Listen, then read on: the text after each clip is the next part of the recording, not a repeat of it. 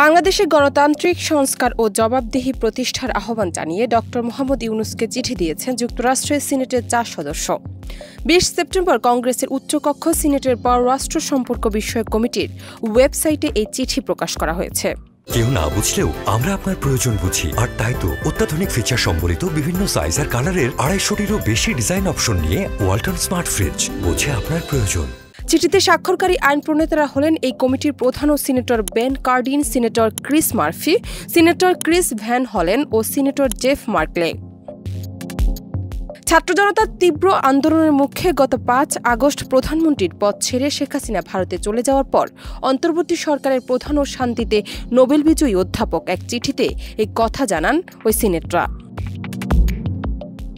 চিঠিতে দাবি জানানো হয় বাস্তবিক অর্থেই দেশে একটি রাজনৈতিক ও প্রাতিষ্ঠানিক পরিবর্তন আনার। ড মোহাম্মদ ইউনূসের প্রতি এই সিনেটররা আরও কঠোরভাবে আইন প্রয়োগ করা, হিন্দু সম্প্রদায় ও কক্সবাজারে আশ্রয় নেওয়া রোহিঙ্গা সহ ঝুঁকিতে থাকা সংখ্যালঘু জনগোষ্ঠীর উপর হামলার ঘটনায় অভিযুক্ত ব্যক্তিদের দ্রুত জবাবদিহি করার ব্যবস্থা গ্রহণের আহ্বান জানিয়েছেন।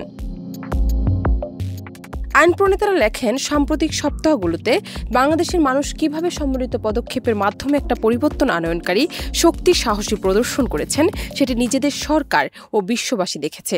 এই রূপান্তর প্রতিষ্ঠানগুলোর সংস্কার, মানবাধিকার রক্ষা ও শাসন ব্যবস্থার অন্তর্ভুক্তিমূলক অংশগ্রহণের বিষয় নিশ্চিত করার এক ঐতিহাসিক সুযোগ এনে দিয়েছে।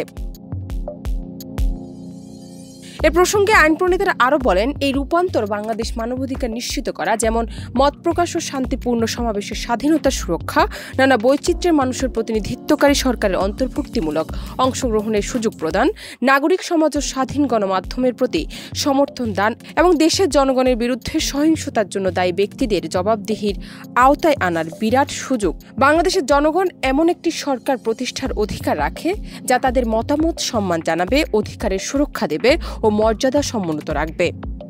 ডেস্ক রিপোর্ট, দেশ রূপান্তর।